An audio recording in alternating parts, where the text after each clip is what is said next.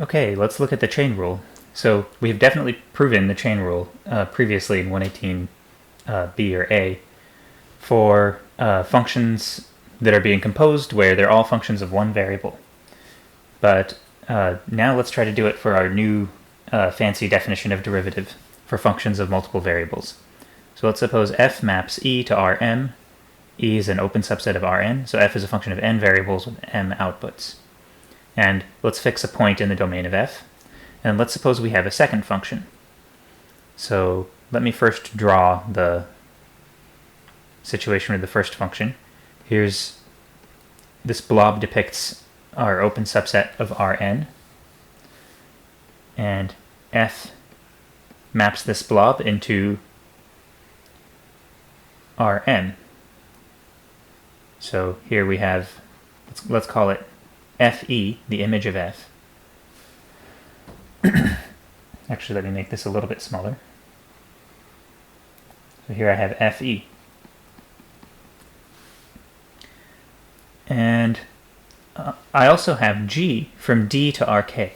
And the domain D of G contains Fe as a subset. So in my picture, here's D, and then G,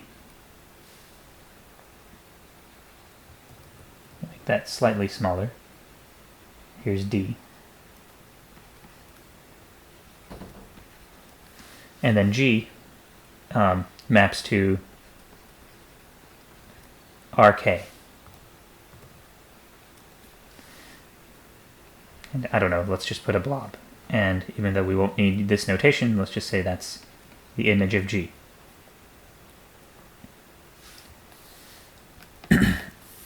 And maybe for consistency in the diagram, let's label Rn here, Rm, and Rk to indicate where each of these blobs is living.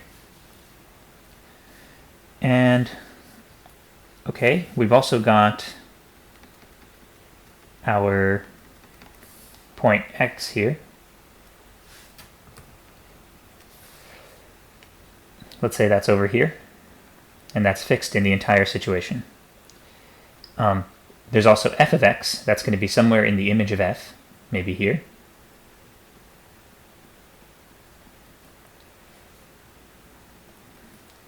And then there's also g of f of x, so that's going to be somewhere maybe here.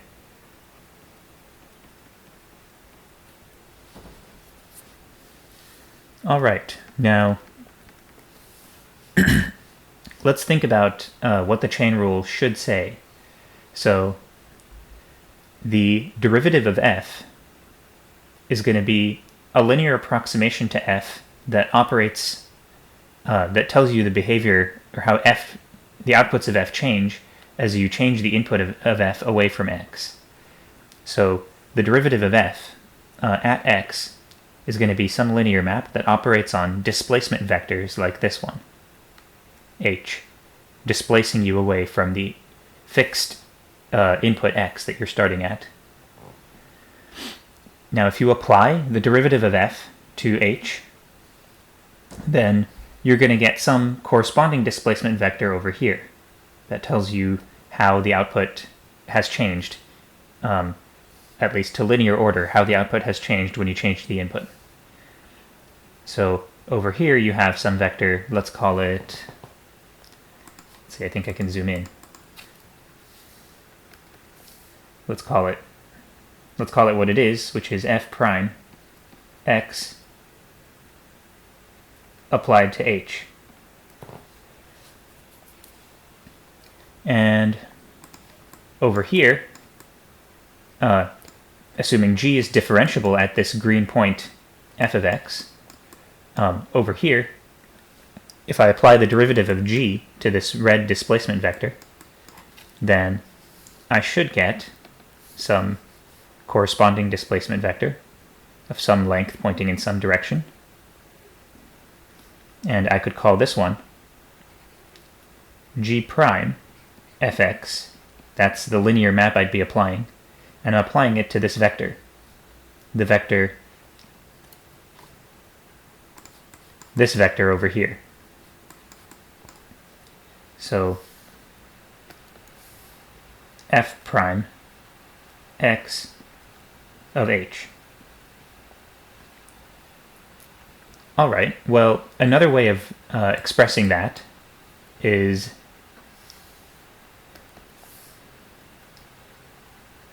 g prime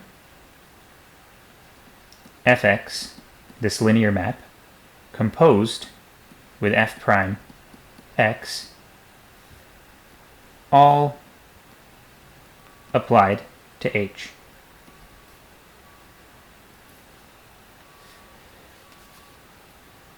Okay, let's zoom back out.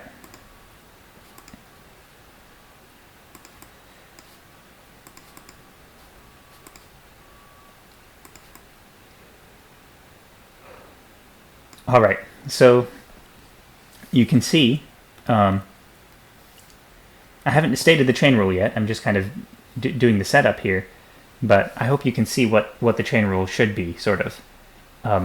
The derivative of, so you've got f going from e to fe, and then you've got g going from fe to over here, right? So x and the points near x get mapped by f to this green dot and the points near there, which gets mapped by g to this green dot and the points near there. The derivative of f maps red vector here to red vector there in a corresponding way, and the derivative of g then maps that red vector to a red vector over here. So what you can do is compose the derivative of f and the derivative of g, as you see is being done here, and look at that linear map, right? This is a linear map, the derivative of f, and this is a linear map, the derivative of g. And you can look at that composite linear map, which uses derivatives to send vectors along the path. So use the derivative of f and then the derivative of g. The chain rule should be all about how one can deal with the derivative of a composite. So what is the derivative of g compose f? So there's this overall function going from start to end, which is g compose f. And that function has a derivative, right? So g compose f is a function from e over to here, and it should have a derivative at x. At least that's what the chain rule will assert. If f has a derivative at x and g has a derivative at fx, then g compose f ought to have a derivative at x, and the derivative of the composite should send any red vector over here, any displacement vector over here, to the same red vector over here that you would get by traveling along each linear map, each derivative individually. And that's the statement of the chain rule. So that was all in pictures. Let's write it down carefully and then work on proving it.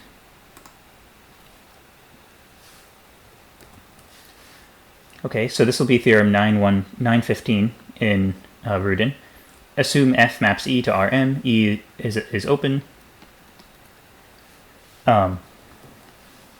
G maps d to Rk. D is a subset of Rm, and it's open. And f maps e into d. That's not strictly needed to say that, but it somehow feels good to say it, just to verify or guarantee that g compose f has the same domain that f has, namely e. So it guarantees that at least this x, this green x that we're going to fix, ends up getting mapped into something that g can be applied to. So something in the domain of g. All right, and we've got our fixed x in E. Okay, that's not all the assumptions. We're also making assumptions about differentiability of f and g individually. So assume f is differentiable at x, and g is differentiable at fx. So that means we're assuming that the red derivative that I applied here and the one I applied here, in other words, the two derivatives in the composite you see over here, I'm assuming that those exist.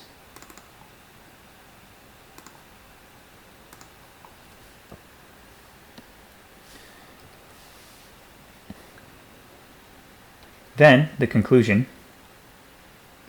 is that G composed with F, which, by the way, maps E to R K, is differentiable at x, and the derivative is given by this thing that we're going to call the chain rule. So this entire theorem is called the chain rule.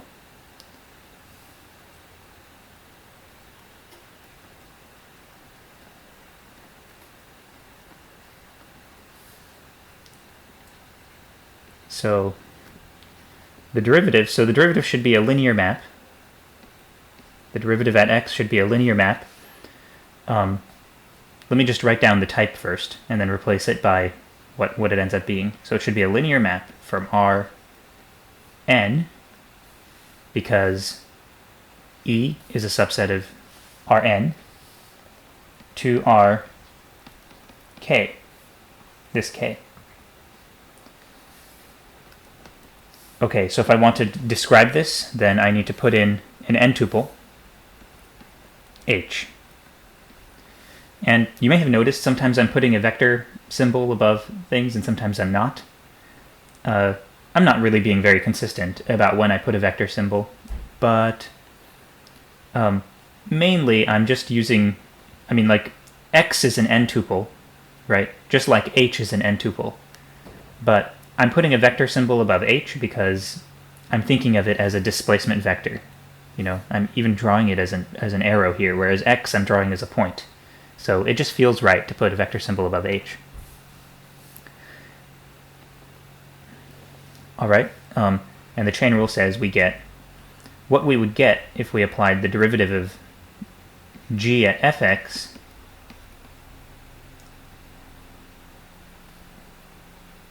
to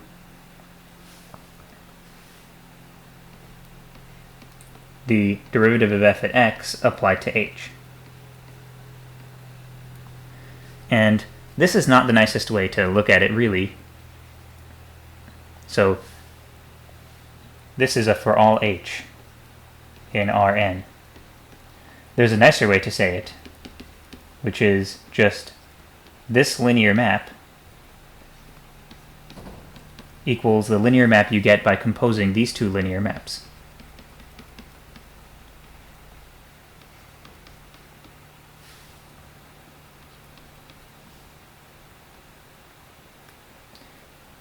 So just look at these two lines and verify that they are saying the same thing. I also want to verify that this composition really does make sense. So here, this thing is in LRN Rm, and this thing is in LRM Rk. And these m's match. That's why the composition makes sense.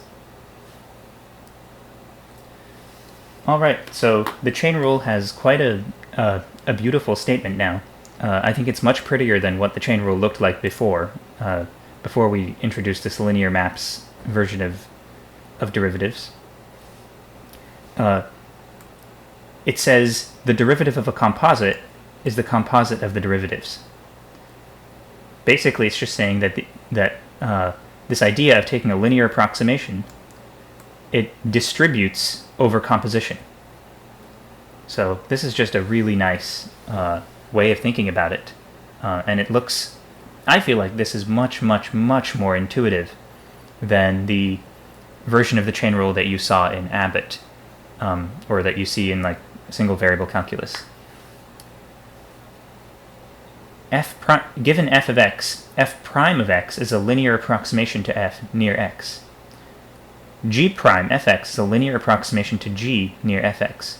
And this is saying if you compose two linear approximations, then that's how you can get a linear approximation for the composite of the functions. It just makes so much sense, right?